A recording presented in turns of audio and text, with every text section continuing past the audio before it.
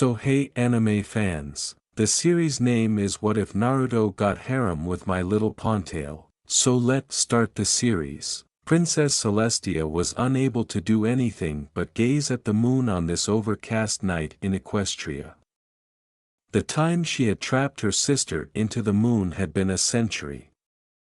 Then, from the palace bedroom, she heard a bolt of light break through the clouds and thump on the ground. She knew she would have to get out of her cozy bed to find out what it was, but she didn't want to. Equestria's citizens needed to be aware that she and her court were watching over them.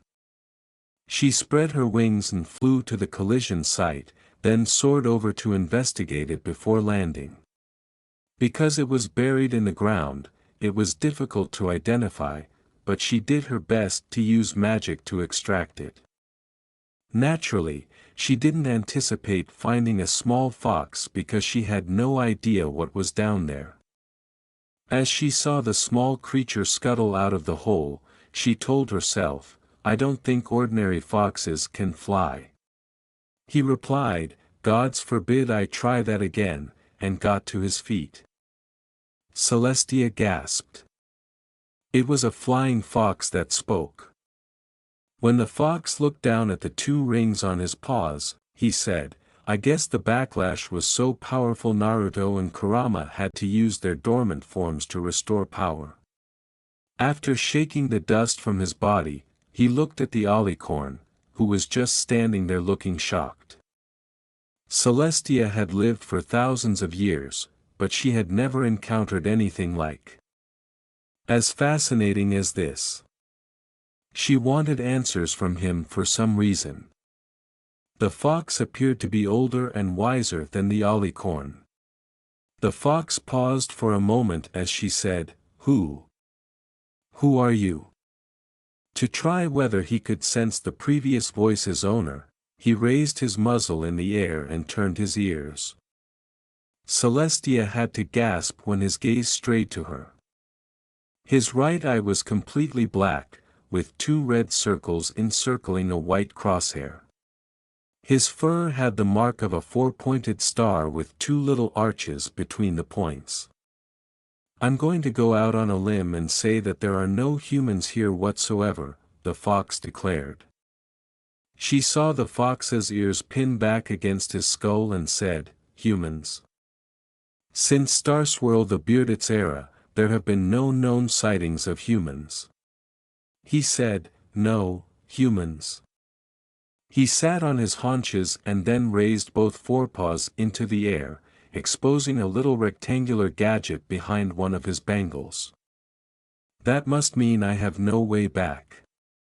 He snarled, "Damn this canine body," and got to his feet. He was unable to bend his arm sideways, but he was able to bend it up and down. So he tapped the screen with his tail. He said, "Sora. Are you there?" His response was static, and the fox sighed before getting back up. He sighed after using his back paw to scratch the back of his ear and saying, "I'm so out of contact range that I can't even get to the base." He received a nod in response to his statement, "If there are no humans, then I guess that equine species are the more dominant species." Celestia questioned whether the animal was a fox after he said, "Well then, would it be too much of a bother to ask you if you would find a spot for me to sleep? I don't feel like digging a den like an actual fox." Although she had some reservations about him being a human, there appeared to be more going on than that. A few years have passed since then. She learned human customs from Kyakutu, as he was now called. She reciprocated by educating him about the various kinds of ponies found here, including Pegasi, ponies with a strong aptitude for the air, unicorns, horned ponies, earth ponies, normal horses, and her own species, the alicorn. In Kyakutu's own words, not hers, alicors like her were superior to other equestrian species because they were the whole package. The alicorn was a big badass in equestrian civilization, with wings to soar, horns to aid guide their power, and great strength to pull out amazing feats like dragging the sun across the sky. Kyaktoo gave her a general overview of his past while omitting important aspects that he would only ever share with his closest friends and family. She was amazed that something so tiny could transform into something so enormous. Even though his body appeared more ferocious and evil, he could reach an incredible height of 100,000 feet. Kyaktoo, however, was polite and kind. To her and her court, anyway. For her guard, she was unable to say the same. As soon as Kyaktoo entered the building, they were all on edge. He had them do laps about the kingdom with special seals written on the inner of their legs as punishment for those who were lazy and slack at work, and, in his judgment, a little overweight. Celestia vowed that she would witness the captains of her celestial guard sprinting alongside some of the privates, demonstrating that no rank was spared in his efficient training. "Move it, maggots. Do you think any pony is going to give up without a fight just like that? I want to see you to trot until your horseshoes ache." As they ran faster and faster, he physically nipped at their ankles while running beside them. Even after a hard training session, he always found time to motivate them to perform better. The generosity with which he would share occasionally even impressed her. "Anyhow, who's up for a spar against me?" inquired the man. Since they didn't want to interact with the fox in front of them, many of the troops moaned. He could easily defeat a powerful stallion for such a small amount of effort. Not even their power could slow him down or stop him. As the years passed quickly, Celestia was left in awe of her army. Even while they still lost to Kyaktoo, their pace appeared to have significantly increased as a result of their training, and it started taking more than 3 minutes to defeat them, the last average time it took when they began their combat. Kyaktoo sighed and sat up in his bed. He wasn't concerned about time at all, but he knew it would be a good moment to depart. Since he resided outside of each planet, time ran differently there, and anyone who traveled through the same wormhole as him would not age, or go back in time. For others who made the decision to travel by different means, the same could not be stated. People, who weren't Nami no Nai, would either age until they turned to dust or travel back in time to before they were even born, since their bodies couldn't handle the aging process caused by cross-dimensional travel. He first encountered the Wonderbolts on this day. While a lieutenant passed through the throne room, Kyaktoo could only pretend to sleep. Before the pressure subsided and she focused on the princess, he could feel the female's gaze on him. "I apologize for Captain Cloudstrife's absence, Princess Celestia," she responded. He had some things to attend to in Cloud City. When the princess answered, "Of course, Lieutenant Spitfire," the young horse then went on to give her princess a briefing on the missions while glancing at the fox there. Spitfire said, Princess, why is there a fox here? I thought that foxes were meat-eating creatures that only ate ponies." After a little giggle, Celestia clarified that this was a different kind of fox that could substitute nuts for its meat-based diet. He growled as if she were confirming her statement, "I've been letting him stay here since he was a little kid. Anyway, he's a fast little joker. Faster than anything I've ever seen before and cunning as well. Any pony would have difficulties racing him." Additionally, he did not understand that pony speak, in which the word pony was used in place of each word that ended in -1. Similar to no pony, any pony, some pony, and so forth. "Ma'am, if I may, is there any way I can test your statement?" replied Spitfire. The princess' features flashed a moment of bewilderment before a smile of approval appeared on her muzzle. She turned to face him and attempted to rouse him, saying, "Of course, if it's okay with him." As the princess blew out her cheeks and his ear twitched, he remained silent. "It wouldn't do for you to act like a little colt anymore," she said to him. "Well then I'll act like a big kid, then," he announced to her. Spitfire was horrified by the manner he addressed a person with the princess's level of authority, saying, "I need my sleep, so buck off." He turned his head to look at her just as she was going to wake him. She started lecturing him about manners, briefly forgetting about his eye. "Please stop talking," Kyaktoo replied. "I'd rather go to sleep." "You're bugging me." "Wah, how dare you speak to the princess in such a manner?" After a week, yes, he opened his mouth and let forth a column of flames that did nothing but ash the pony in front of him. "Your name?" "It's Spitfire." "Right?" After standing there for a while covered in ash, Spitfire glared down at the odd-talking fox and asked, "Does that mean you can actually spit fire?" "The princess said you could outrace any pony here, am I correct?" replied Spitfire. Kyaktoo's ear perked up. "Yeah. So?" She challenged him, saying, "I demand a race." To test your speed, after looking into her eyes for a long moment, Kyaktoo said, "Clean yourself up and we'll see." Celestia could only look on as they joked around. The rivalry between the two made her laugh into her hoof. "Well, I guess the answer has just been given. I wish the best to both of you, though I wonder where the race is going to be." Kyaktoo turned from challenging Spitfire to staring blankly at the princess and inquired, "Are you serious?" He looked at the guards outside the door and said, "I train with the guards at an army racetrack about 5 miles to the north." "Oi! How many times have I whipped your sorry tails since 5 years ago?" "A million, per day," was one of their responses. His words were, "There's your answer." Spitfire gave him a fierce look and said, "I'm the fastest and most powerful being this side of Manhattan," before ordering him to demonstrate his superiority. They waited for Celestia to appear on the tracks.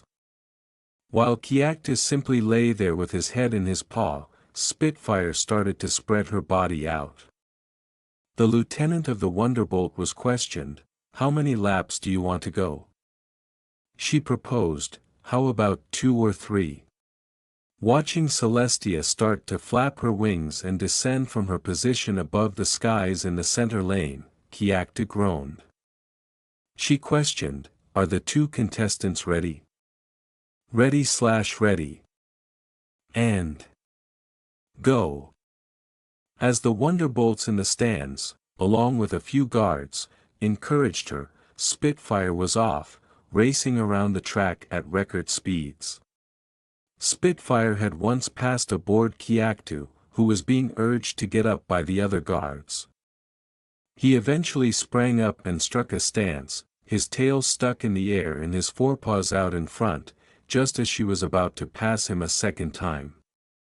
Then he disappeared into thin air, pulling his body with his front paws. "There's no way that someone as small as you can beat a pony in less than a second," Spitfire exclaimed. The princess nodded and then used her power to construct a screen on the air. "Oh. I can prove it, right Celestia?" she asked. Kyaktoo was shown jogging at his typical pace while the visual playback slowed down.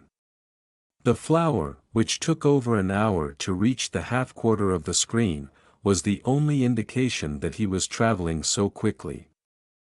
Spitfire soon started to challenge him more and more, eventually losing them all. Kyaktoo eventually became tired of the castle and considered leaving one evening. Before leaving the throne room, he left a letter on the throne. A significant security lapse occurred when the halls were deserted at night, but this was compensated for by tripling the number of guards outside the royal walls.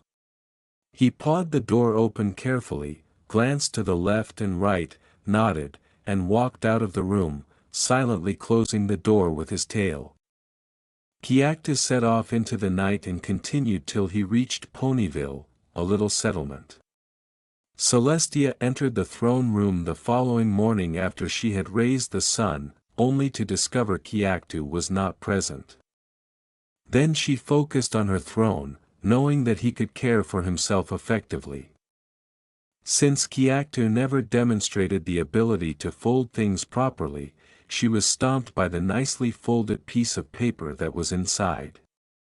When she opened it, she saw, "Celestia, how much time has passed since you discovered me in that crater?" "A decent 5 years. I simply wanted to express that those were the most joyful years of my life." "That's a little too cliché, I'm afraid." "Oh no. I just wanted to let you know that I've moved out of the castle to live somewhere else. I didn't want to upset you since I knew that someday we would have to part ways." "Okay, more depressing than if I told you directly." "Oh. And please don't stomp my face in when we do cross paths again. It's essential to me. My bread and butter cannot be ruined by you." With a signature, "Completely yours, Mahim Kyaktoo P.S. When we next get together, let Spitfire know that she needs to improve her racing skills." Celestia was about to reply when a rainbow burst across the sky, causing her she jump momentarily before realizing that her academy's roof had been blown off. She flew off to see who would be her new student after spotting a gigantic newborn dragon outside her window. "I have no idea how these horses age, but it's almost 10 years later." Kyaktoo exclaimed, "Ugh." Food, as he gradually withdrew from the ever-free forest. Although none of the blood on his body belonged to him, it was from some stupid manticore who chose to have sex with the wrong vulpine. Saying to himself, "Gods, I should have eaten the manticore's remains, I'm in the body for it." But then that giant snake came and ate it before it slithered off, only to be carried away by that giant eagle that was caught in mid-air by that dragon, which then bit off its head. Gods, that was something to see. Kyaktoo turned back to face the camera and grinned, forgetting his hunger as his vulpine eyes briefly glistened. He then pulled himself to an apple tree in front of him. He moaned, "It's not meat, but it'll do me until I actually do get some nuts in my system," and then blinked, reconsidering the statement. Fuck. One dropped to the ground when he struck its tail against the tree trunk. Then, after biting into the side, he recoiled from the taste. After spitting out the taste, Kyaktoo said, "Must have gotten one that wasn't all the way grown," and then he dug into the tree bark with his claws to ascend all the way. He brought one of the apples to his lips, curled his tail around the very top, gave it a close inspection, and then dropped it into his hands. After rubbing the apple against his fur, Kyaktoo chewed into its hull and nodded at its gloss. He wondered himself, can a fox really eat apples? That's what really worries me. He joyfully bit into the meat some more before the tree started to rock as someone knocked on it.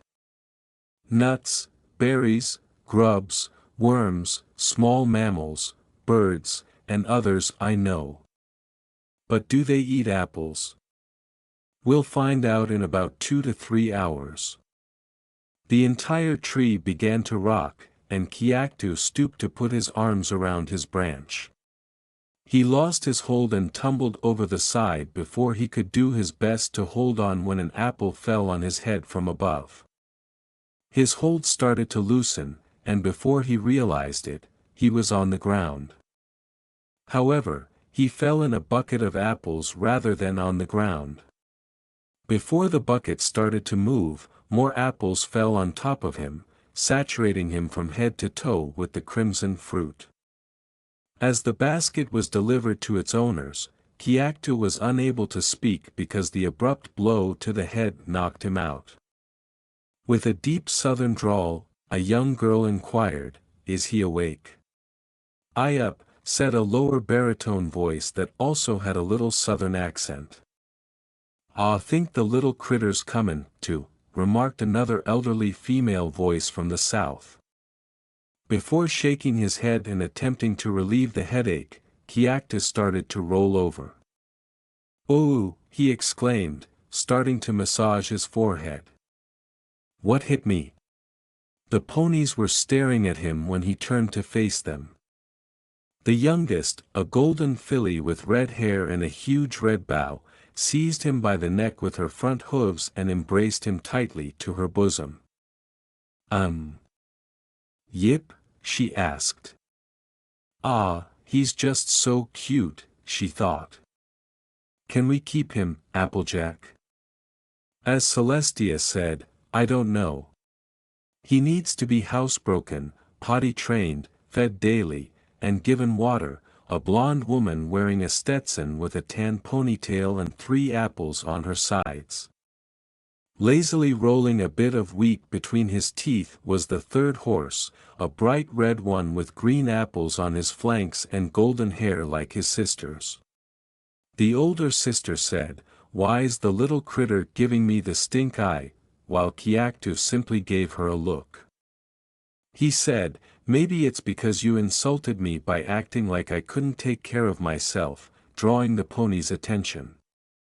"Ah, apologize, mister," asserted the cowboy pony. "But aren't foxes supposed to not be able to talk?" To which Kiaktu replied, "Normal foxes, yeah, but I'm nowhere near normal. While I can survive on my own like a regular fox, there is little I can't do." And there was none. The ponies of Apple Acres were shocked when Kiaktu was able to clear an apple tree with a single tail swing. Even Big Macintosh, the big brother and the farm's heavyweight, couldn't make a tree work as well as Kiaktu could. Kiaktu made the decision to remain there for a while after a few months of residing there and sharing a bed with her younger sister, Apple Bloom. The day after tomorrow was the annual Summer Sun celebration, and he recalled Applejack mentioning that a Canterlot dignitary would be stopping by to see how things were going. He listened with great boredom, but it was better than doing nothing. Particularly considering Apple Bloom was using a brush to brush his fur. As she skillfully brushed his fur, Kiaktu's tail twitched back and forth before ceasing. He yawned and stretched, exposing a row of sharp teeth before flattening himself out after using his rear paw to scratch the back of his head. "Don't worry," Kiaktu reassured her older sister, who appeared on the verge of losing it. "You act as if there is nothing working right. Wait until something goes wrong before you start freaking out." Kiaktu looked at her and then sighed when Applejack asked, "Is it all right if you act as her guide while we're here?" He got up and shook off his drowsiness before saying, "It's okay. I suppose that since I'm the only one with Canterlot experience, then I'm the one who gets to act as a tour guide for the master/mistress overseer. I'll be the best darn tour guide in the world," Kiaktu informed her, glancing at Apple Bloom. His fuzzy foxy balls may be sucked by anyone said that he constantly cursed around young children. There once were 2 noble sisters who ruled over the entire country and brought harmony to the magical realm of Equestria. The youngest used her unicorn magic to raise the moon, while the elder used it to raise the sun. As a result, the 2 sisters kept the peace for all of the kingdom's subjects, including all varieties of ponies. However, the younger sister grew bitter over time. The horses avoided and slept throughout her lovely night, but they enjoyed and played during the day that her sister brought forth. The youngest one day refused to let the moon go and give way to the dawn. Her resentment prevented her from listening to her older sister's attempts to reason with her, and she became Nightmare Moon, a malevolent nighttime mare. She was exiled by her elder sister to live in the moon using magical abilities called the elements of harmony after vowing to cover the land in perpetual night. Peace has been preserved in Equestria ever since the older sister assumed duty for raising the sun and moon. Elements of Harmony reflects a young purple unicorn mare. I know I've heard of them somewhere, but where? She asked, lifting the book and then returning it to her bag with her dark purple glow magic before making her way back to her house. A gang of mares halted her on the way there. "There you are, Twilight," said the one in the middle. She and her pals excitedly awaited the Purple Mane's answer. "Moon Dancer is having a little get-together at the West Castle Corner courtyard. You want to come?" they asked. "Oh, I'm sorry, girls," she addressed the group. "I got a lot of studying to catch up on." As she passed by, the girls were disheartened. The first pony questioned, "Does that pony do anything but study? I think she's more interested in books than friends." Twilight ignored their teasing and did her best to discover how she had come to know about the elements of harmony. Before arriving at a towering structure with a convoluted stairway, she dashed past two horses, one of which attempted to wave but was dismissed. Even when she slammed the door and knocked her attendant, a purple lizard with green spines, off his feet, her speed remained unaffected. "Spike!" she exclaimed. "Spike!" Twilight then turned to face her crash victim, who did his best to use the blow to knock the bugs out of his head. Then she saw the broken gift box on his tail and said, "Quick! Find me an old copy of Predictions and Prophecies." "What is that for?" He held it up and a disemboweled material bear fell out, saying, it was a gift for Moon Dancer, but... "Oh, Spike," reprimanded Twilight. "You know we don't have time for these things." He said, "But we're on break." Ignoring him, Twilight directed her enchantment toward a book that was far up on the shelf. She pulled out more and repeated the word, then yelled at Spike, who had discovered the book on a different shelf. "No," she replied. Before dragging the book, and consequently Spike, off the shelf and onto the ground, her magic started to circle around it. After dropping the other books, Twilight's aura placed the one within her aura on a nearby stand.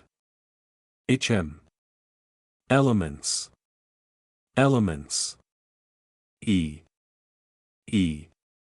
Ah, she exclaimed upon discovering the area she was seeking.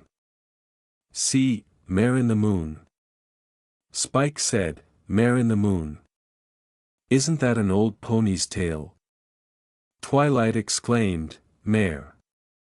Mare. Ah-ha." When she located the passage. Spike was making every effort to put the books she had dropped back in their proper places. The Mare in the Moon. A tale of old pony times of a pony who wanted to rule Equestria. Defeated by the elements of harmony, it states that on the longest day of the 1000th year, the stars will aid in her escape. The child was struggling to balance the ladder when she exclaimed, "Spike, do you know what this means?" and he fell to the ground, startled. "No." Twilight murmured, "Take note," as he touched down on her side. She began the letter by passing him a quill and a scroll. "My beloved instructor, I've come to the conclusion that we are on the verge of catastrophe as a result of my ongoing research into pony magic. Hold on, said Spike. He shook his shoulders at the mare and said, Precip, Preci. Threshold. Freeze dash. Brink? Spike simply gazed at her inquisitively. Twilight gave a grunt and then instructed him to write that a terrible thing was about to happen. The dragon then swiftly started to correct that. You see, Nightmare Moon is actually the mythological mare in the moon, and she is on the verge of escaping her captivity and bringing perpetual night to exact retribution on Equestria. To prevent this dreadful prophecy from coming to pass, something needs to be done. I'm waiting for your prompt reply. Your devoted pupil, Sparkle in the Twilight. Spike said, Great, as he completed the letter. Twilight commanded, Now send it, but Spike hesitated. She might be busy preparing for the summer sun celebration, he said. What? And it's like the day after tomorrow. That's just it. The day after tomorrow's the 1000th year of the summer sun celebration, said Twilight. Spike attempted to write down the word, but Twilight screamed in his face that it was crucial, saying, It's imperative that the princess is told right away. He held the scroll in front of him and whispered, Okay, before inhaling deeply. The paper was placed over green flames that transformed into a mist when Spike blew on it, and the ashes were carried out the window. There, it's on its way, but I wouldn't hold your breath. Oh, I'm not worried, Spike, Twilight's words explained. Spike then spit out a letter, demonstrating that she had, in fact, replied right away, even though it was probably not what Twilight wanted to hear. The princess trusts me completely. In all my years that she's been my mentor, she never once doubted me. Twilight, my dearest and most devoted pupil, you are aware of my admiration for your diligence and my total faith in you. But you have to put those old, dusty books down. Twilight's expression changed to one of shock at that. I'm sending you to oversee the sun celebration preparations in Ponyville, this year's selected town, because, my dear Twilight, a young pony's life is about more than just learning. And I've given you an even more unique assignment, make some pals. Look on the bright side, Twilight, Spike was telling her. The princess arranged for you to stay in the local library, along with a certain fox that she kept mentioning over and over again for some reason. Did it have a name? No, she just kept repeating something about a stupid fox making her worry all these years, Spike clarified. Twilight found it hard to accept that her mentor, a kind and independent individual, would label something foolish. She asked Spike, Are you sure you heard her right? And he nodded before telling her that he could clearly hear her call him stupid. After pushing it to the back of her mind, Twilight decided to hasten the preparations and go to the library. Twilight thanked the winged horses as she dismounted the Pegasi-drawn chariot and turned to leave. As a pink pony with fluffy pink hair approached the two, Spike remarked, Perhaps the ponies from Ponyville have something to say. She glanced up at the pony and then greeted her tremblingly, saying, Just try. The words, Hi, she said. The two began to doubt the pony's sanity until she gasped, leaped into the air, and fled. Spike sighed as he trailed behind Twilight as he trotted off, saying, Well, that was interesting all right. Summer Sun Celebration Official Overseer's Checklist. Spike took a paper and strolled next to Twilight.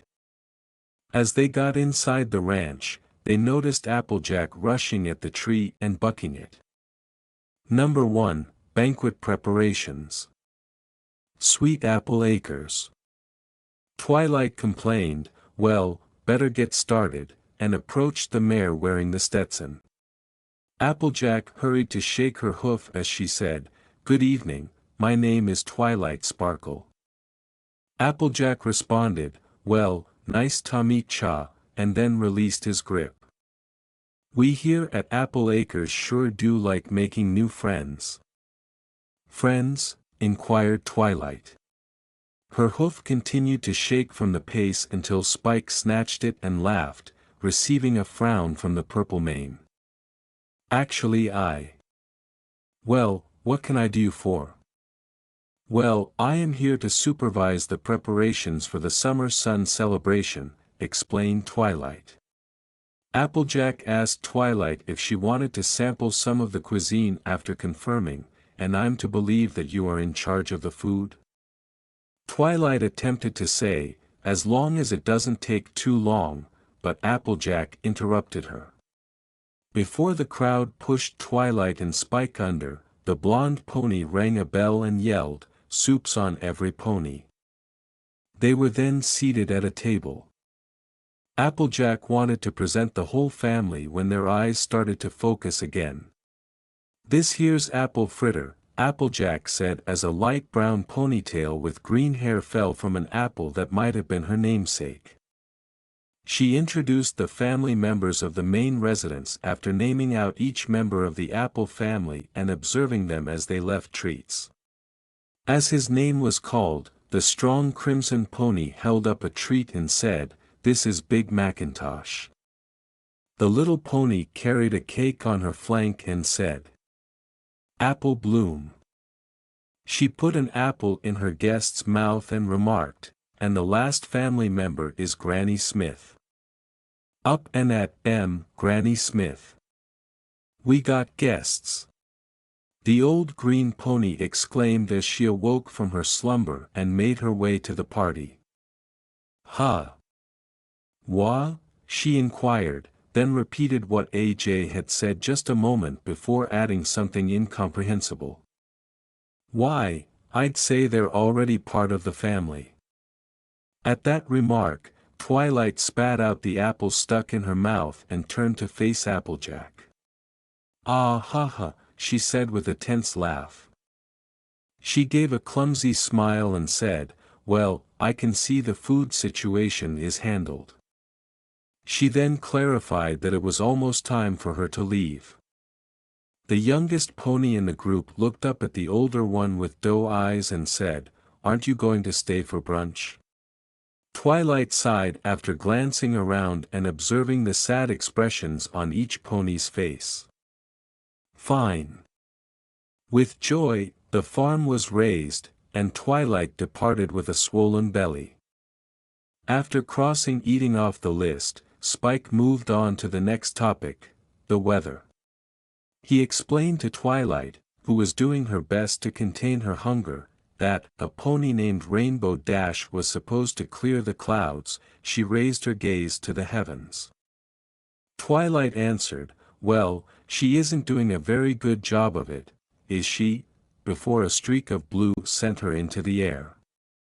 Twilight was in a mud hole with a cyan Pegasus mare. The latter gave a tense laugh and then apologized. Twilight removed her face from the muck and then gave something in the distance a disturbed glare. The Pegasus said, "Let me help you," and took off. Before stepping on its top and allowing the rain to remove the mud off Twilight's coat, she brought back a rain cloud. She stared up at the pony on the cloud as the unicorn's mane was flattened by the water to her skull. The Pegasus accelerated before circling Twilight and creating a vortex that quickly dried her off and fluffed up her mane. "I guess I used too much. How about this? My very own patented rain blow dry." She started laughing wildly at Twilight's mane as soon as the Pegasus touched down. Before he could roll on the ground, Spike quickly joined in. Twilight responded, "Let me guess," clearly annoyed that her helper and the person she believed she was searching for both scoffed at her mane. "Your Rainbow Dash." The Pegasus was drawn to it and soared to her feet. She said, the one and only, before soaring into the air and inquiring as to if Twilight had heard of her. Before introducing herself and stating that she was meant to oversee the party, Twilight groaned and said, "I heard that you were supposed to be keeping the sky clear."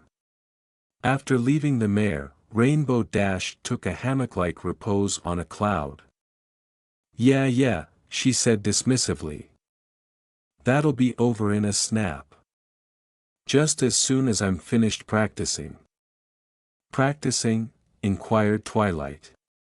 Then, displaying to her audience a picture frame of a line of Pegasi in formation staring up as their companions soared above their heads, Rainbow said, "Practicing for what?"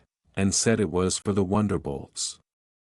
"They're going to be performing at the celebration tomorrow and I'm going to show them my stuff." "The Wonderbolts?" "Yep. The most talented flyers in all of Equestria.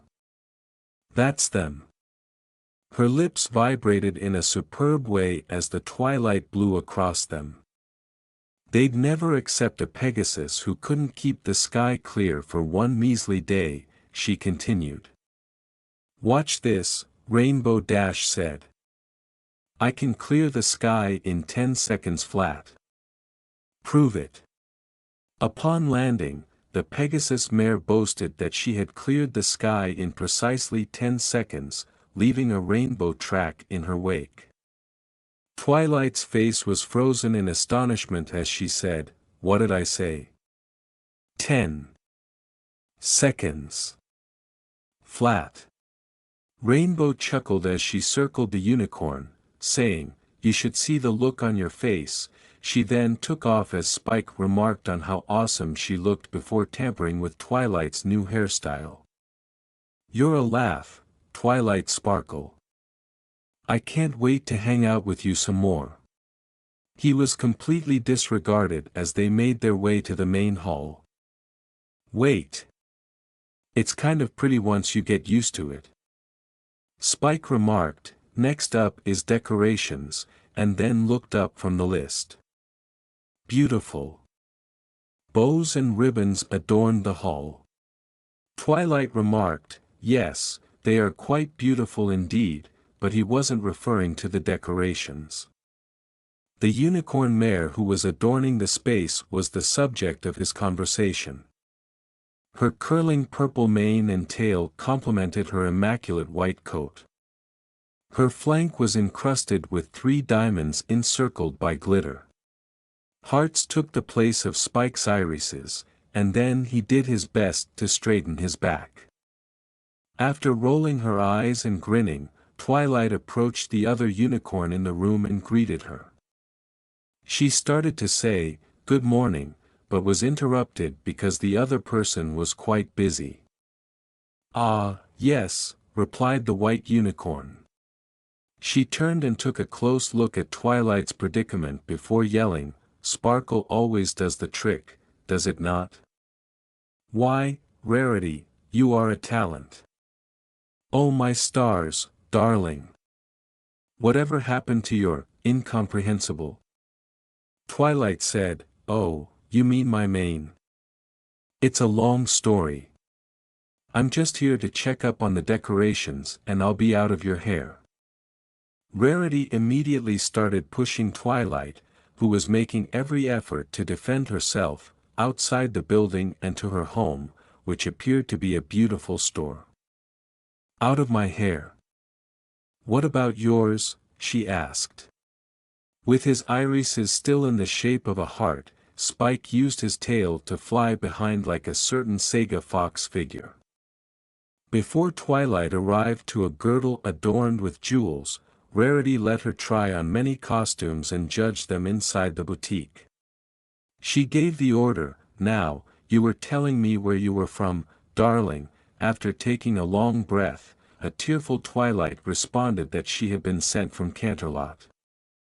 She then sighed as Rarity released her. The pain of being compressed in a girdle was far worse than the pain of being ricocheted away from the force. Rarity began asking questions, thrilled to find out that her new buddy was from Canterlot.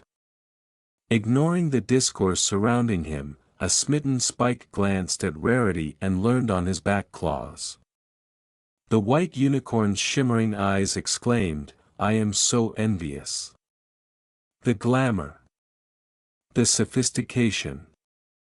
I have always dreamed of living there. Then she saw the girdle and said, "I can't wait to hear it. We are going to be the best of friends, you and me." Emerald. What was I thinking? Let me get you some rubies. Twilight ran out of the boutique, shouting, "Quick! Before she decides to dye my coat another color," on her way out. Spike was unable to react until she was halfway across town from the insane unicorn because she was engrossed in her own world. He said, "Isn't she just wonderful?" He was admonished by Twilight, "Focus, Casanova, what's next on the list?" Music. It's the last one. Twilight and Spike were listening when they heard birds chirping in unison across the field. When they emerged from the bushes, they saw a golden-coated, pink-haired Pegasus mare instructing a variety of birds to sing. She was able to get everyone to halt by discreetly identifying one of them, a blue jay, who was acting strangely. "Excuse me, sir," she called out. Before leaving the stage, the blue jay nodded and grinned and said, No offense, but your rhythm is a bit off." Twilight greeted her abruptly, surprising her and frightening away the birds as the Pegasus attempted to re-engage the choir in their session. "Oh my," Twilight said in apology. There was an uneasy moment before the mare started to rub her forehoof with another. "I'm so sorry. I didn't mean to frighten off your birds. I'm just here to check up on the music and it sounded beautiful." Twilight said, "So. What is your name?" The mare answered, "Fluttershy." Before her voice became quieter. Before glancing at Twilight with one eye through her very long mane, she started to draw in toward herself. Twilight drew lead, "Okay," but received the same answer. Then she saw that the birds had come back and she was ready to leave. Twilight was knocked aside as Fluttershy went to meet the wyvern after focusing on the infant dragon. Spike's head started to expand before he turned to face Twilight and grinned. "Oh. I've never seen a baby dragon before. It's so cute," he said, well, and then folded his arms. "Oh my," remarked Fluttershy. As Spike was encircled by Twilight's power, she started to hang in midair and said, "He talks. I didn't know dragons could talk. That's just so wonderfully incredible that I just don't know what to say." Twilight said, "Well, in that case we'd better be going," while Spike appeared somewhat stunned. As she drove up behind the two and followed closely behind, Fluttershy exclaimed, "Wait. What's his name?" "I'm Spike." "Hi Spike." "I'm Fluttershy," she said appropriately. "Wow. A talking dragon. What do dragons talk about?" Twilight's eyes widened before she rolled her eyes and moaned, doing her best to ignore the dragon's tail. "Absolutely everything. Well. I started out as a cute little purple and green egg." Spike began. Spike was almost finishing off his narrative when Twilight abruptly interrupted, and the conversation led them to the library. "I'm sorry, but this is where we're staying in Ponyville and my poor baby dragon needs his sleep," she said. She brushed Spike off when he tried to clarify that he wasn't, then remarked that he was so tired that he stumbled. Spike scowled at her, but he didn't anticipate that Fluttershy would come running down and grab him, then swoon that she would put him to bed. Twilight pursued her as she flew into the home with Spike in tow, then pushed Fluttershy out and slammed the door in her face. After glaring at her some more, Spike asked, "Rude much?" Twilight said she was sorry and that she needed to persuade the princess about Nightmare Moon's escape. "I just need to be alone, but a bunch of crazy ponies keep stopping me about making friends all the time. Now where are the lights?" Twilight and Spike were startled when they saw a room full of ponies shouting, "Surprise," when they flipped on. Twilight let out a grunt and made her way to the snack bowl, pretending she wasn't feeling festive. That's when the previous pink mare appeared. "Hi. My name is Pinkie Pie and I threw this party just for you. Were you surprised? Were you? She was giggling. In response, Twilight said, very surprised. Pinkie laughed a little more and then asked her how parties were supposed to be quiet. "Libraries are supposed to be quiet." "I mean duh," said Pinkie. "Boring. I saw you when you first got here, remember? You were all like, 'Hello,' and I was all like, 'Gasp.' Remember? Because I had never saw you before, and if I never saw you, that means that I don't know you. And if I didn't know, that would be silly because I know everyone in Ponyville. So I decided to throw you this party and now you have lots and lots of friends." After arriving at the table, Twilight poured herself a drink from a red bottle. As Pinkie continued to talk endlessly about the party, she inserted a straw into her drink and began to sip. After Pinkie mentioned pals, the purple-coated mare started to stress out. She then turned around and displayed the 4 heads of the preparation: Applejack, Rainbow Dash, Rarity, and Fluttershy, with the 2 Pegasi soaring over their heads. After asking, "Are you alright, Sugarcube?"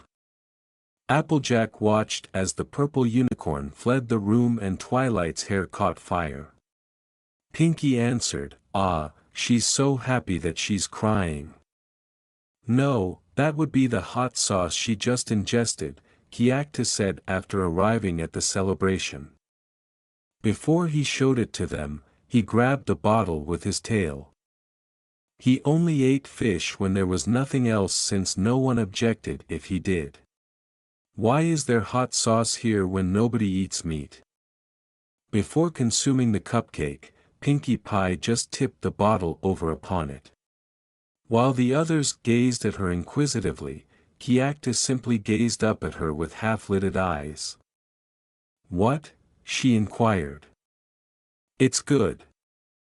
Twilight attempted to shield her ears from the sounds as the door to the upper bedroom opened, revealing Spike with a lamp over his head and Kiakta wearing a cone hat and noisemaker. He blew into the horn after spinning the noisemaker around. "So I take it you're the overseer from the palace?" asked the man. Twilight answered, "And you are," before Kiakta approached her. He made a faux bow and turned back to her, saying, "Kiakta Mahim at your service. Talking fox extraordinaire."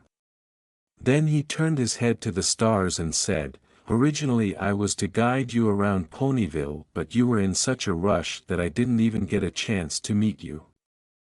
I'm guessing you were concerned about the moon too, am I correct?" Twilight's gaze shifted to Kiakta. She questioned, "What do you mean?" With a sigh, Kiakta leaped onto the nightstand next to her bed. He responded, "Celestia is letting on more than she knows."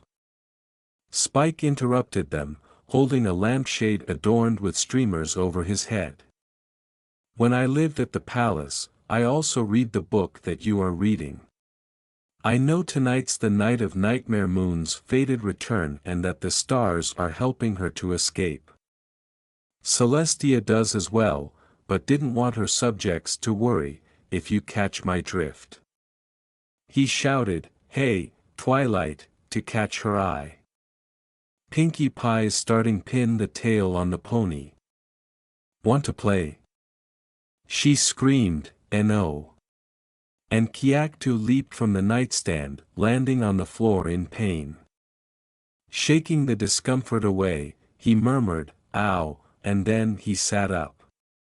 "This town's ponies are all insane," Twilight went on. It was almost time for the celebration, to which Kiakta retorted, "Don't they know what time it is?" Spike added that everyone was expected to be at the pavilion to witness Celestia raise the sun. After saying, "I'll meet you two there," he leaped from the top of the stairs to the bottom, landed in a skid, and then ran down them. After giving his employer one more glance, Spike added, "You really should lighten up, Twilight. It's a party." Spike returned downstairs to the party, readjusting the shade so it wouldn't cover his face. As her aide vanished, Twilight snorted. She mimicked Spike's voice and stated, "You really should lighten up, Twilight. It's just a party," before laughing.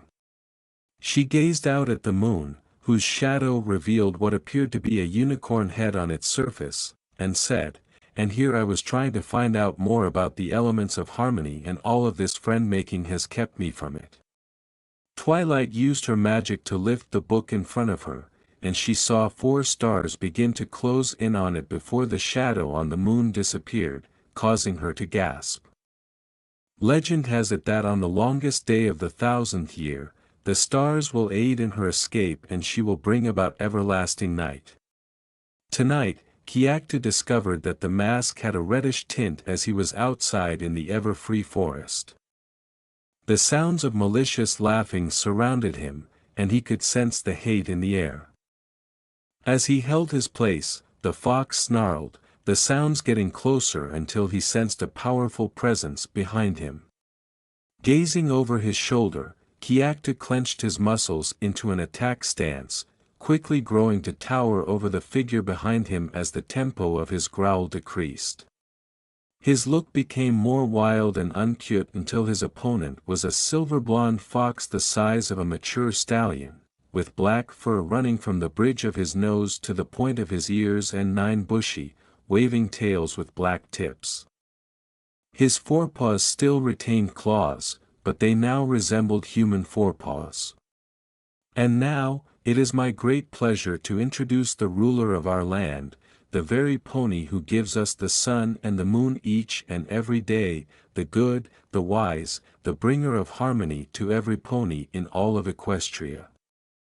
Fluttershy asked her birds, "Ready?" and they puffed out their chests in anticipation. Princess Celestia. Twilight became a little uneasy when the curtains opened to reveal that they were missing the princess. The mayor urged everyone to remain calm. Every pony, Pinkie Pie leaped up and down with delight as she tried to imagine what had happened, saying, "There must be a reasonable explanation." The feisty pony made the comment, "Maybe she's hiding." She checked the floor. Rarity exclaimed, "She's gone," as she emerged from the drapes. Pinkie answered, "She's good," then turned to the balcony and yelled. When Kiaktu went to investigate, he found the same purple fog that swirled throughout the ever-free forest. Twilight exhaled to herself, "Oh no," as she deduced what it was. Or rather, who it was. Before revealing a black Alicorn mare with dark blue armor, the fog started to solidify. She responded, "Why, my beloved subjects," in a tone that was almost derisive. "It's been so long since I've seen your precious faces." Apple Bloom and 2 other fillies were hiding beneath the table when everyone shuddered in fear. Rainbow Dash attempted to fly up and battle the black Alicorn, asking, "What did you do with our princess?" However, she was unable to do so since Applejack was urging her to hold her tail between her teeth. When the apple farmer said, "Hold on, Nellie," Nightmare Moon questioned, "Why, am I not royal enough for you?" Pinkie Pie began labeling objects like Black Beauty, Queen Meanie, and others after being told, "Don't you know who I am?" She was then given a cupcake. When the black Ollicorn entered Fluttershy's personal space, she questioned, "Does my crown no longer count now that I've been imprisoned for over 1,000 years?" A deep voice snarled, "Step away from her." Having had enough of jokes, Kiakta transformed into his kit form. He was limping steadily from their small altercation outdoors, holding his arm to his body. He remarked, "You got the drop on me before, that will not happen a second time." Rarity called out from the top of the steps, "Kiaktu, are you hurt?" With a grunt of agreement, Kiaktu snarled at Nightmare Moon, who resumed her smile at him. When the girl calmed down, Applejack released Rainbow Dash and said, "Kiaktu, what are you doing?" The fox kit reverted to his previous combat body after saying, "Probably one of the more stupid things in my life, though it wouldn't be the most." After digging his claws into the earth, he ran in Nightmare Moon's direction and collided with her, pushing her away from Fluttershy. "The only reason you managed to subdue me before was because I thought you wouldn't use something so cowardly as magic. Even the laziest of unicorns would put forth the effort to use their bodies more," he said. "Of course, your magic's not powerful enough to keep me down for long. Honestly, I thought you would be more of a physical mare while Celestia was the magical one." Kiaktu grinned and hopped over the starry hair follicles that tried to pierce his hide. "Physical exhaustion is not my cup of tea, I'll admit, but that also means that magic is not yours," he said. After exhaling, he released a torrent of fire and opened his mouth wide. Nightmare Moon would have been hit by it, but she teleported away from it, hoof up in the air, then brought it down, determined to smash the stupid fox's head. A tail looped around her hoof, bringing her into his field of sight and causing him to snarl before she could get very far. He asserted, "I can sense negative emotions." He tail-whipped her away from him before head-butting her body, saying, "Yours is like a beacon to me. Why do you think I was on edge in the ever-free forest? I knew I could deal with the manticores, giant snakes, giant birds of prey, and other animals by me as you could see, but yours took some getting used to." She got up and said, "We'll deal with you later," before laughing. As she laughed, the Princess of Darkness's hair began to swirl around her, forming thunderclouds in front of her before the mayor ordered the guards to capture her, making her disappear. "Remember this day, ponies, as it is the last day you will ever know. From this moment forth, the night shall last forever." Kiakta transformed back into his kit form and turned to face everyone who was watching at him. His speech returning to normal, he glanced at all the ponies staring at him and questioned, "What? I told you I wasn't your average fox." After shaking his fur, he transformed again and removed his left bangle. After letting it fall to the ground, he watched as it produced a new fox that was somewhat blonder than the previous one. The sole distinction was that this one had sky-blue eyes instead of Kiakta's gray-gold ones, or eyes, because his right eye was obscured by his mane. It muttered, "Geez, staying in full bring mode like that is exhausting," and then it yawned while its tail popped and waved in all directions. "Wait, why are we foxes? And why are you in your battle form?" To which Kiakta said, "I didn't think I would need you, Naruto." The purple unicorn was about to respond when she saw Kiakta's stare. "But I kinda do right now. I need you to protect these girls. Fillies, while Twilight and I go find the castle in the woods." The pout-like stare might have been adorable in his kit form, but now no. His look was a little unsettling. After scanning the area, Naruto noticed the girls cowering behind the table. Okay. The female ponies. It was a little unnerving. An overly violent man left to care for 3 fillies, who were likely between the ages of 8 and 13. Okay, fine, she let out a sigh. Before Kyakuta started searching for the book to locate the library, the two ran, or, in Twilight's case, galloped, out there. As Twilight tossed dozens of books on the floor, he started scanning the shelves for the one he needed. You know, even in the seriousness of the moment, I still want to tell you that you can't just put books on the floor like that, he remarked, ignoring the mare. When they had arrived, she had put Spike in bed. She continued to browse madly in a book without even answering. We still have to find something about the elements of harmony, remarked Twilight. Rainbow Dash confronted the girl, asking, and just what are the elements of harmony? As its owner perused further books, a fox tail encircled her body to keep her quiet. And how did you know about Nightmare Moon? Are you a spy? His words were, please calm down, to her. We'll explain everything when we actually get some more information. This isn't exactly easy to do as it is. The voice of Pinkie Pie said, the elements of harmony, a reference guide, while the pink mare turned the page of a book. Before long, Twilight asked her how she found it and bowled her over. Pinkie replied, it was under E, in a sing-song tone. Before he focused on the Pegasus, Fluttershy circled Kyakuta, examining him with wonder.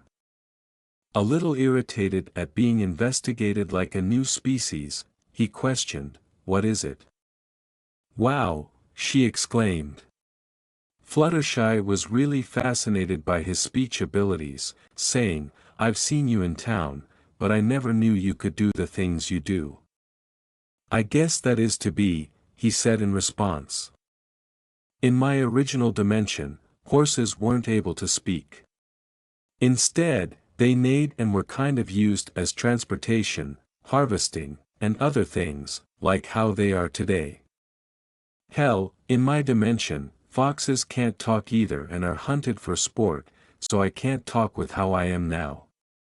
Twilight retorted, you're talking about dimensions like you know everything about them, momentarily pushing the elements of harmony to the side. I should, said Kyakuta. Since I hop them from time to time. He grumbled and tapped a claw on the ground in response to everyone's perplexed expression. The girls had to shield their eyes from the intense light as a seal array that had appeared beneath the 6 mares and the fox began to glow brilliantly. But as they opened them, a bipedal monster wearing a mask took the place of the larger-than-normal fox. After readjusting the mask, the creature spoke in a distorted Kyakuta voice. It declared, this is my true form, I'm not exactly human. Kyakuta sighed, understanding the meaning of everyone's suspicious looks. A bipedal creature with opposable thumbs, otherwise known as Homo sapiens, he continued. He lifted a portion of his skin and pinched himself to reveal them, ignoring the pain it caused. They are omnivorous, which means they eat plants and meat, including some horses which I wouldn't even consider as it's more of a cultural and/or survival thing. There are different kinds of humans with different kinds of skin tones, ranging from the palest pink to the darkest brown. As you can see, humans do not have fur or wings much like you ponies. Applejack had a flat stomach, as one might anticipate from someone who exercised out, and was dressed in short shorts and a plaid lumberjack shirt knotted up near the end. She was dressed similarly like Rainbow Dash, although she had a T-shirt with her cutie mark on the front. Fluttershy was wearing a yellow suit that resembled that of a nurse, complete with a nurse's cap. Pinkie Pie was wearing a t-shirt and pants. Oh. This is so embarrassing. Blushing, Fluttershy did her best to prevent the skirt from lifting. Already, it was sufficiently short to expose the most of her upper thighs. Rainbow Dash ran about asking, "Where are my wings?" because she was no longer able to feel them on her back. "I can't fly without my wings." Dryly, "Humans don't fly," Kiaktu replied. Kiaktu brushed away the girl's inquisitive looks, saying, "Blame Epimetheus for giving all the good protective features to other creatures." As everyone nodded, Kiaktu went on, "Myths of the humans where they turn out to be true, like the elements of harmony. Until recently, you all thought they were myths, right? Well then, like your myths, there are also myths in mine with gods, which here you would call alicorns, who created the earth, or the other myths about the earth being a living creature." Kiaktu chuckled. "It would take me forever to name all of them, and I've grown bored of hearing how Zeus defeated his father Cronus by outsmarting him and making him drink mustard wine before freeing his other brother and sisters from the man's stomach." "Mustard wine?" inquired Applejack. "Oh. It made him regurgitate them." "I don't mean to interrupt your story, but we do need to worry about the wayward princess casting eternal night on everyone," stated Twilight. After nodding, Kiaktu broke the seal and said, "I'll listen to your rather intriguing stories when we get back from foiling her plans."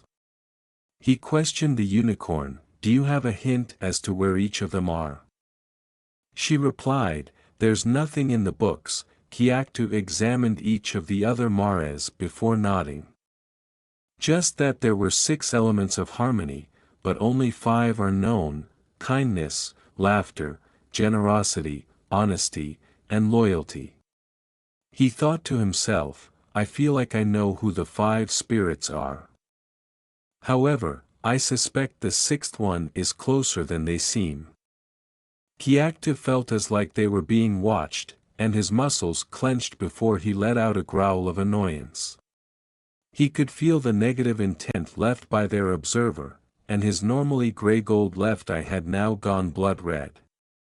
The other 6 creatures in the room turned to stare at him once he began snarling fiercely. "What is it?"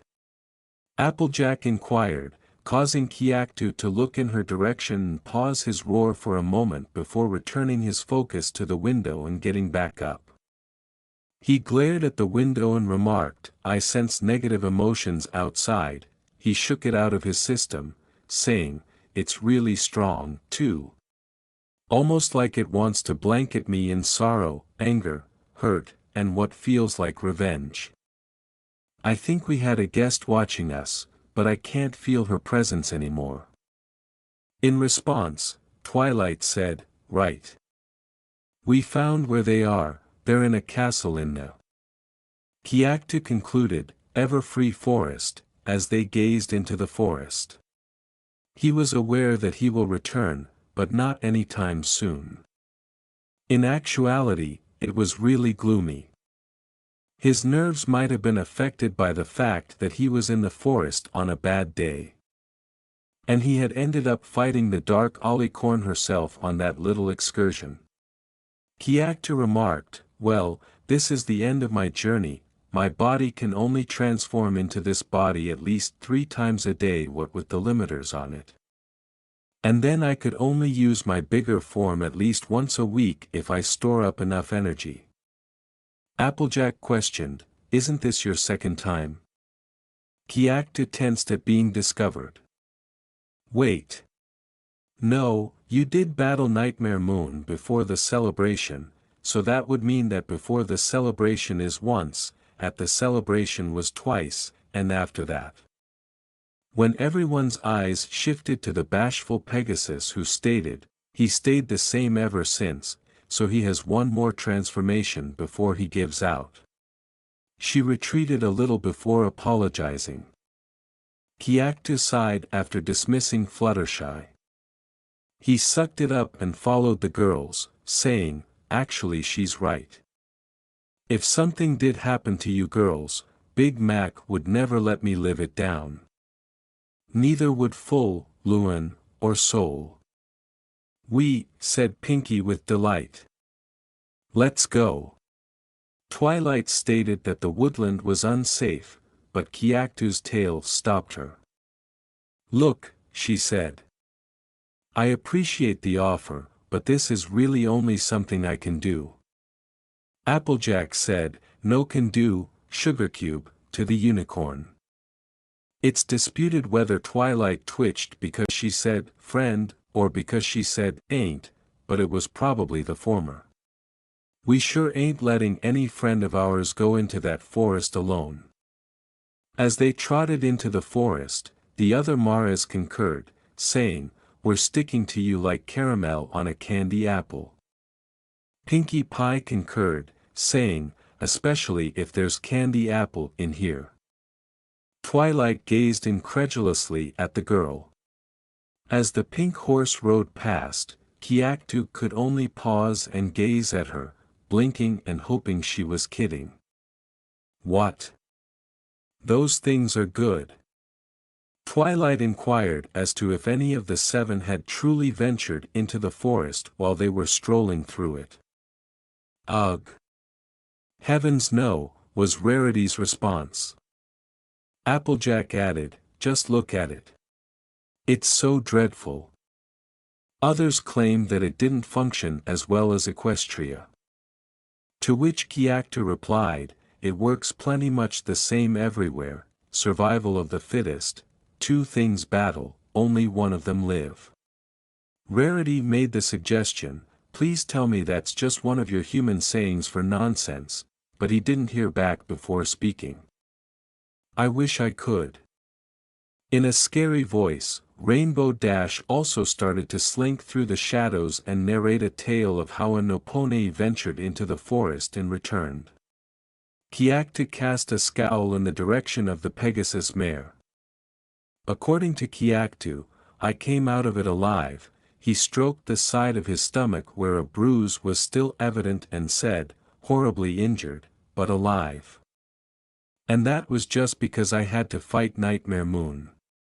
Kiaktu used his tail to anchor into the dirt before attempting to cling to Twilight as the ground became looser and then collapsed, lowering all of the Maras. He hissed and let his tail drop out of its hole as the unicorn slipped out of his clutches and fell again. Leaning his body forward in an aerodynamic configuration, he slid down the slope after her before accelerating by moving his tail like a rotor. He obviously had no intention of traveling that quickly and ended up falling over the cliff face. The Maras cried out, "Kiaktu," before flinching at the sounds of something shattering. "Don't worry," he said. "My tail broke my fall by grabbing onto a branch. Unfortunately that branch broke and I was careening to the bottom from branch to branch, but eventually I landed on the ground. Rather cruelly, actually. Wow, though this cliff is really steep, it's actually pretty long to have been falling and listening to his story," commented Pinkie Pie. While Fluttershy had Rarity, Rainbow Dash caught her. Twilight was less fortunate than Applejack, who managed to catch a stray root. Like Kiaktu, she nearly plunged off the cliff, but she stopped just in time.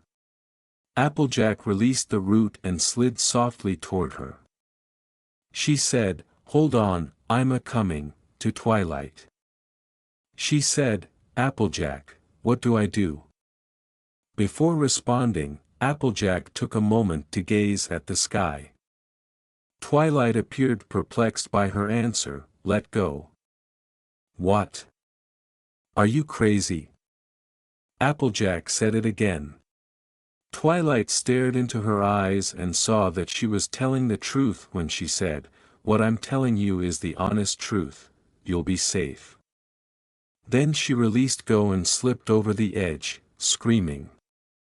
The unicorn then sensed that she was resting on a hand's palm. It had 5 claws the length of her mane and was as large as she was.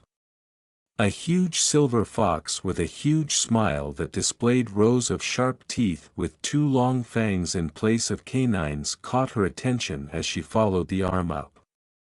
Holding her up to eye level, it questioned in a deep, familiar voice, "Are you okay?" In one of its narrowed crimson pupils, she saw her reflection. Why yes," she replied, trembling at the sensation of panic coursing through her veins. With a sigh, the fox placed her on the ground and gave her a friendly pat on the head. Then she saw the miscolored right eye and the huge russet red bangle on the right arm. Kiaktu.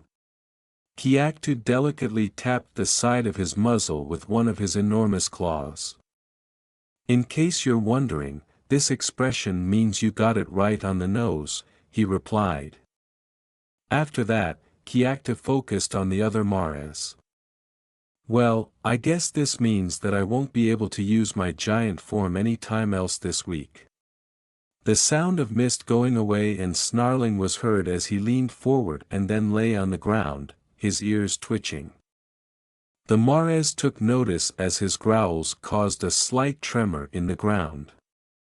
Rarity said, "What's wrong, darling?" "That cliff was sturdier than that," he told them. When they realized what he was saying, their eyes widened. It was almost like it had been tampered with. His focus returned to Twilight as he asked, "Are you saying Nightmare Moon did this?" "I'm also saying that she saw us back at the treehouse," he replied. "I knew I wasn't kidding when I felt negative emotions. I just felt them a few seconds ago as well." Rainbow Dash said, "Well, why didn't you sense them before the cliff broke?" But suddenly he was angry at something. "Because I'm at my weakest in that form. I can't even sense if someone is mad." It was an anger that was mad in and of itself, but it wasn't directed at anyone. The source was subsequently discovered after a brief stroll through the forest, a gigantic lion with bat wings and a scorpion's tail. There were just a few names he could think of for animals that resembled lions. One of them also had wings like an eagle and a tail like a snake or viper, and the other was a perfect replica of this animal. "A manticore," said Kiaktu. Even if the beast could have eaten their heads off, Fluttershy would have been upset with him for killing an innocent creature. Well, the Mara's heads off since Kiaktu could probably use one of his tails to penetrate the beast before it ever considered attacking. Fluttershy made every effort to attract their attention as the others tried to resist it. He wouldn't since he would only need to stomp on it, and again, Fluttershy is a really cute pony to annoy. She didn't have the guts to yell and get their attention until they started to charge, and jump, in Pinkie Pie's case. "Wait!" The 5 abruptly halted, allowing her to act as she desired. She bravely approached it while her audience looked on. She nuzzled the other, which it appeared to like for some reason, even as it lifted its claw. She said, "It's okay," and it revealed the claw to her. While Kiaktu scowled since he knew that no plants in this area produced black thorns, Fluttershy noticed an odd black thorn protruding in its paw and was unaware of it. She referred to it as, "Oh you poor, poor little baby." "Little?" Rainbow inquired, but Kiaktu cut him off as he concentrated on the girl resolving the issue. She informed him, "Now this may hurt for just a second," and then she bit the thorn and pulled it out. The others got ready to defend their companion as the manticore roared as it lifted her. But in a cage, a gigantic claw closed over them. Twilight said, "Kiaktu, what are you doing? Can't you see that Fluttershy is?" But he assured them, "Not in danger, look." The enormous lion-scorpion bat creature was licking the girl over there. Kiaktu saw it set her down and then focus on him while the other 5 moved around it. Kiaktu lowered his head respectfully, causing the manticore to follow suit, and then vanished into the bushes. Nobody saw the thorn that had been removed from the monster turn slightly before turning into a purple mist and flowing away to follow the girls after everyone had left. Kiaktu had reverted to his tiny size while strolling through the woodland before realizing how unsettling it was. He had to turn to his companions, but he was not afraid at all. Although Pinkie Pie appeared to lag behind for a while, they appeared to be a little more nervous.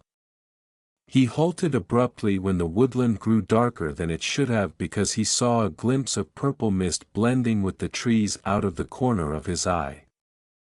Scary faces with sharp teeth were depicted by outlining the trees.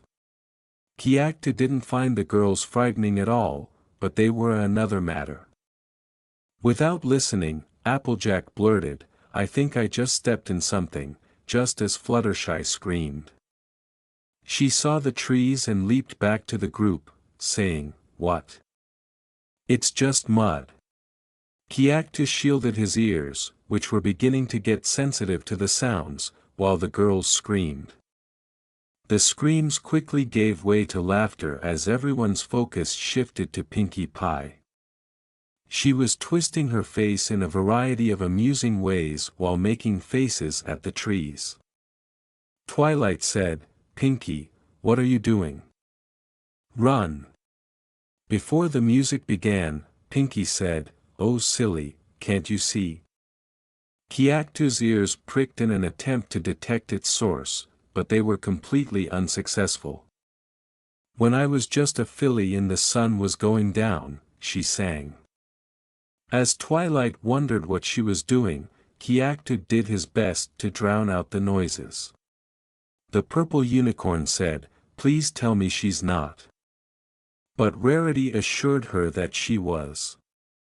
"And the darkness and the shadows, they would always make me frown. I'd hide under my pillow from what I'd think I'd saw, but Granny Pie said that wasn't how you dealt with them at all." "Then what is?" inquired Rainbow Dash. The tempo of the music suddenly started to increase. The tree's face vanished, revealing an empty trunk and startling Kiaktu, who had plugged in a pair of earphones and was listening to a Japanese pop song to distract himself from the background music, and "Rain" by Sid, "Don't Own." She said, "Pinkie, you've gotta stand up tall, learn to face your fears. You'll see they can't hurt you, so laugh and make them disappear." Ha ha ha.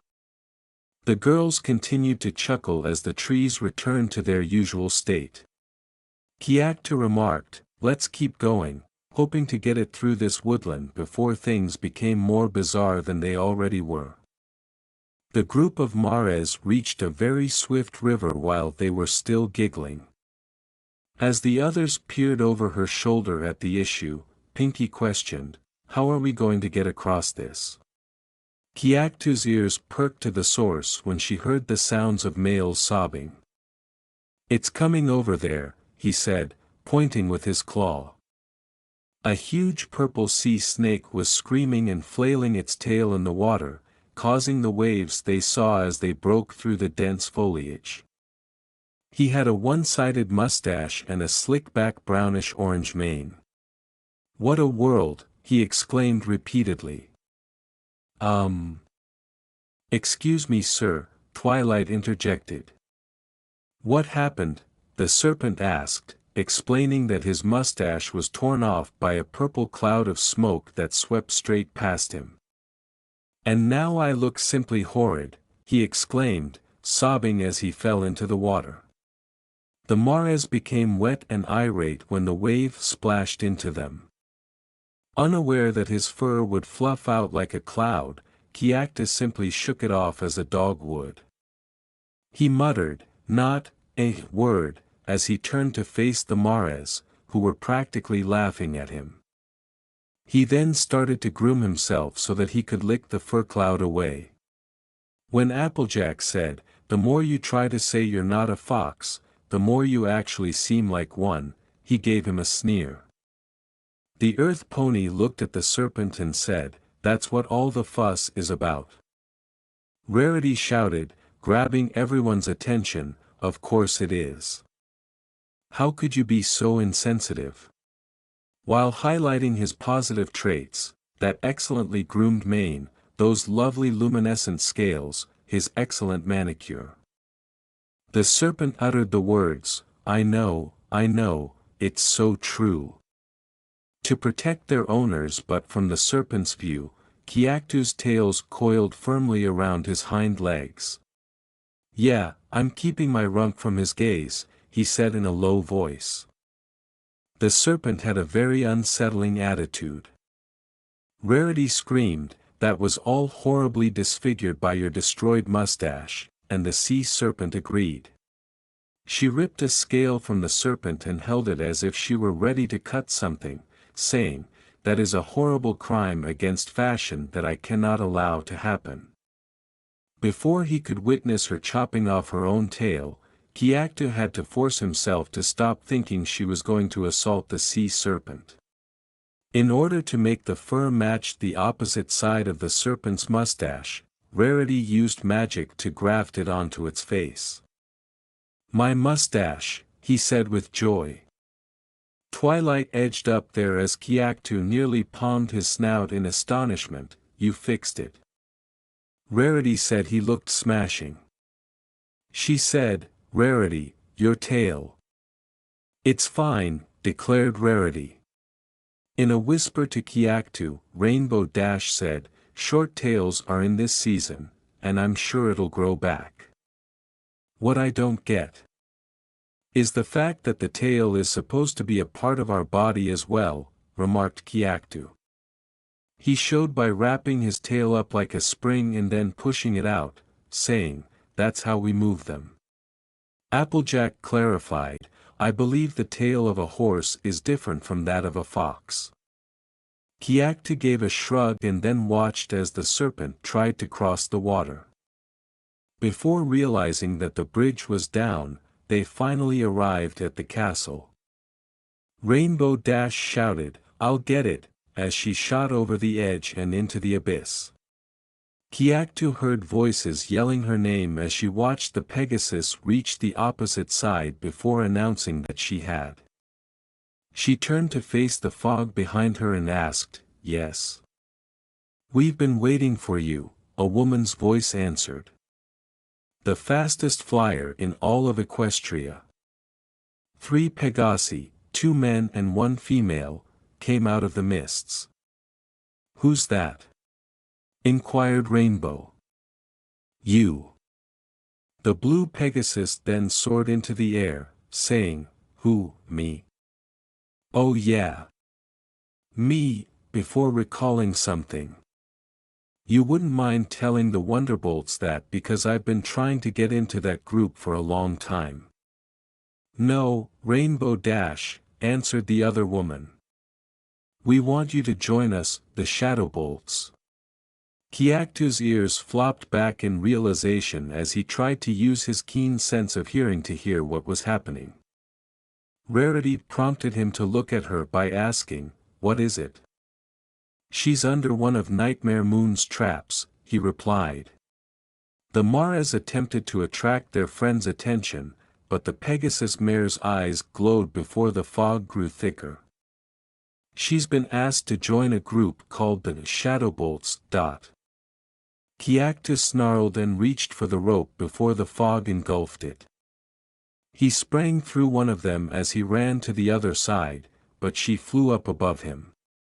Saying, "Rainbow Dash," he announced. "Are you really going to leave the group for something as trivial as this?" The Wonderbolts also look for some pony who doesn't turn her back on comrades, not some pony that decides to join up with another group. Pegasus asked, "How would you know this?" Kiaktu returned his focus to the Shadowbolts, waiting for them to speak. "Because, before Twilight became Celestia's student, I lived in the palace with the princess." Cloud Strife, the former commander of the Wonderbolts, was a stallion who valued camaraderie over everything else. I think the new Captain Spitfire would say the same thing. Rainbow acknowledged, now that I think about it, doesn't that look like a dark version of Spitfire, before concentrating on the main idea. How many times will I get the chance to join up with this group, she said. But if I have to choose between hanging with my friends and joining your group, I'd rather stay with them. She moved to the bridge and tied it up, turning away from the others. Sadly, she was blind to the lead Pegasus's grumble before it transformed into a tiny puff of smoke. Her attendants followed suit before merging and vanishing into thin air. From the corner of Kiaktu's eye, he noticed that it was Nightmare Moon, doing everything in her might to stop them. She didn't seem to be trying hard enough, though, for whatever reason. Instead of killing him, she had attempted to incapacitate him throughout their battle by sending dozens of spikes towards his skin. Thank God, whoever controlled this world, she was unable to penetrate his hide. Before moving around, Kiaktu was so absorbed in his thoughts that he failed to notice the girls in front of him. When they opened the door, his ears perked up, and he hurried to meet them. They entered, standing on a pedestal and gazing at the elements in wonder. Applejack called out, "Come on, Twilight," drawing the unicorn's attention. "Isn't this what you've been looking for?" "The elements of harmony," cried Twilight with delight. When Kiaktu exclaimed, "We found them," he was fairly doubtful. "There's no way that they're just up there without something serious happening," he said. "This just seems a little too easy. It reminds me of playing, really any video games of this year. As soon as you gain the magical artifact, the bad guy appears out of nowhere." Applejack scolded him, "Oh come on, Kiaktu, that's just a lot of hooey." Kiaktu shook his head and watched as Rainbow and Fluttershy picked up the elements and placed them in front of Twilight. "You don't think this is just some dumb luck that the elements of harmony are just here by mistake?" "Maybe you're right, Applejack. Maybe I am getting a little paranoid." "A little?" inquired Rainbow. As Kiaktu turned his gaze on her, Pegasus blushed and then backed off, hiding behind Rarity. "If you were more paranoid, you'd be Fluttershy." He sighed and returned his focus to the elements of harmony before counting them. "Rainbow, that was a little mean," he said. He repeated the count in a different tongue, saying, 1, 2, 3, 4, 5. "Wait. That can't be right. Uno, dos, tres, cuatro, cinco. Ichi, ni, san, yan, go. There's only 5. The book said when the 5 elements are present, a spark will appear and the 6th will be revealed," replied Twilight. As everyone save Kiaktu departed, she concentrated and wrapped her horn in purple magic, saying, "I think I have an idea, so everyone stand back." As the elements were pulled into a purple funnel cloud, the fox snarled after turning his head and sensing a buildup of bad energy. When the girls realized something was amiss outdoors, he and Twilight both leaped into the cloud. They hurried in to watch the two in the chamber and the purple cloud vanish. Twilight. "Oi. Am I not important too?" Rainbow said, and Kiaktu. "I guess," while rolling her eyes. Before Rarity saw that light was beginning to peek through the windows in another area of a castle, illuminating the sky, they looked everywhere for the two. Kiaktu and Twilight both emerged in a burst of light, the latter sitting up and the former lying down. When her vision cleared, Twilight sat up abruptly, revealing an alicorn giggling uncontrollably while the elements of harmony revolved around her. Kyaktoo snarled and charged, leaving Twilight stunned. He bunched his muscles and leaped into the air, landing on her back. Before Nightmare Moon bucked him off, he remained on top of the alicorn, digging his claws into her flanks. After Kyaktoo was in the air, she exploited his hang time to pierce his chest with her horns, causing his right lung to splinter. Coughing up blood on the ancient castle floor, he growled to himself before shoving himself off. His voice was much deeper and wilder as he roared. He yanked the alicorn away from the elements and slung his tail around her neck to strike her again. He shouted, "Twilight, go," and got the unicorn's attention before she lost her mood. She tried to generate a spark by running towards the elements and then grabbing them. Kyaktoo flew past her out a window just as she was ready to make contact. In order to focus, she told herself, just one spark, attempting to ignore Kyaktoo's best efforts to protect her. But the moment the elements ignited, they pushed her back. "Come on. Come on." They started to ignite when she landed on her back after flying through the air. When she saw that they were lighting up, Nightmare Moon was standing in the center of them, grinning at her triumph. "No," she exclaimed, closing her eyes in anticipation of the sixth element locking her back in the moon, only to see the sparks fade. As she kicked the ground and lifted her front hoofs into the air, Nightmare Moon chuckled. Twilight watched in shock as all of her hard work vanished as the elements broke like glass. Kyaktoo's voice snarled, "It's not over yet," as Nightmare Moon was knocked from the pile by a larger figure that charged at her. It turned out to be Kyaktoo, who snarled at the alicorn mare in front of her. After glaring back at her opponent, she pulled her horn back and jabbed it into his eye. With a yelp, Kyaktoo withdrew, shielding his eye with one paw while blood spurted from the cut. He threw the alicorn away after wrapping one of his 9 tails around her. Through the blood, Kyaktoo could not see the girls, but he could smell them approaching. His foreleg was compressed, and he heard a painful crunch. The leg took an odd angle, indicating that Nightmare Moon had shattered it. Kyaktoo snarled before resuming her assault, albeit a little less powerful because she had only reduced him to 3 legs. He could still feel Luna somewhere in there, despite his best efforts to ignore the voices in his head telling him to murder her and be done with it. After a final epiphany, Kyaktoo started to hobble toward Nightmare Moon, but his face twisted in agony as the hobble turned into an uncomfortable run. After then, the sprint became into a full-fledged run, and then he was abruptly raised off the ground. As he flew into the air, he could hear the mares screaming. Nightmare Moon's hair had repeatedly punctured his body, hardening into improvised spears and pikes that ripped through his stomach and chest, sending him hurtling through the air before reverting to tendrils of mist that left his body and sent him crashing to the ground in a crater roughly twice his size. There was the harsh sound of Kyaktoo's breath, no pun intended. He was aware that he would be immobile due to the terrible injuries to his body.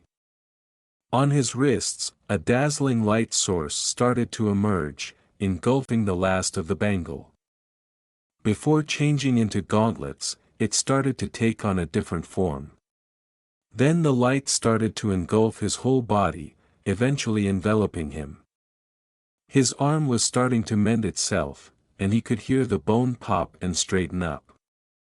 His skin started to reknit itself, with new sinew replacing the scar tissue that had moved out of the way. The girls were employing the elements of harmony to care for Nightmare Moon in the backdrop, despite their distress over their friend's death. And it did, turning the once evil pony back into Luna, the one who allowed her rage to control her. As Celestia came, Kiaktu could hear her, and she thanked the ponies for saving her sister. However, the rest lowered their gazes when she inquired about Kiaktu.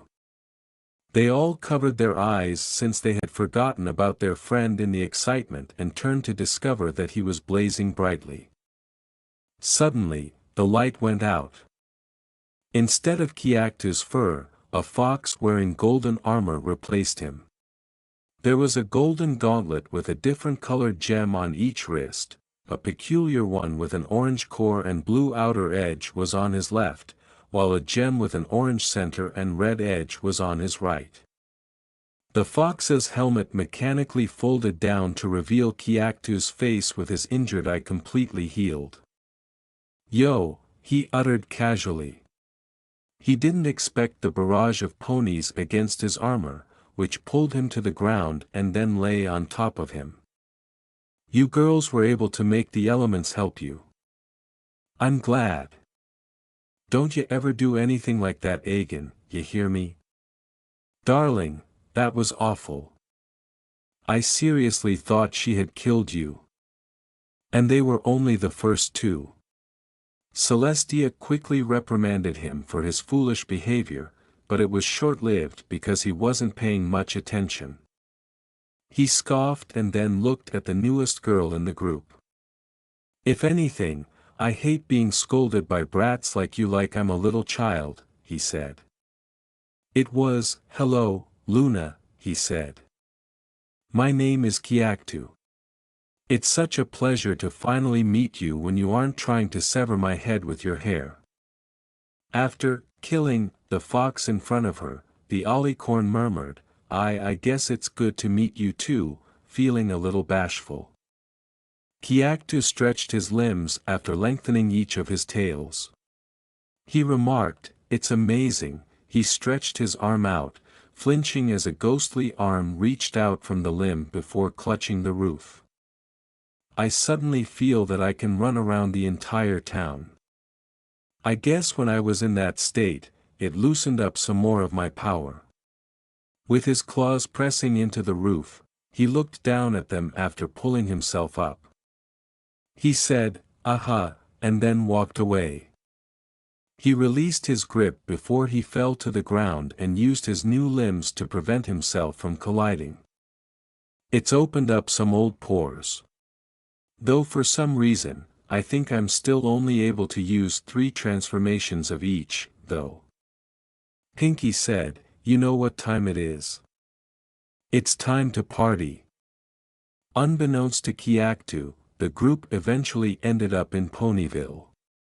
All he could do was observe with a smile as Twilight became more familiar with the residents before spotting Celestia approaching him. She said to him, "That was pretty stupid what you did." After letting out a sigh, Kiaktu shut her out. "If I wanted to have someone 1/100th of my age scolds me, I'd ask," said the man. "It's not like me to think clearly when in battle.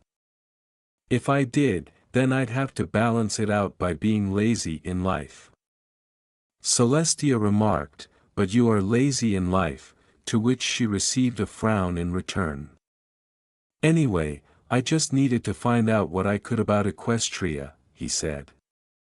"There's only so much you can learn from staying in one place. Besides, I bet the soldiers are a lot happier that they can slack off to their heart's content." She laughed and sighed. She grinned at his nod and then looked into his eyes, asking, "So I guess this means that you're not coming back, are you?" Celestia laughed, "Is Kiaktu smitten with my student and her friends?" The fox gave her a sardonic glance before turning and leaving. But not before responding to her. "Yes. Very.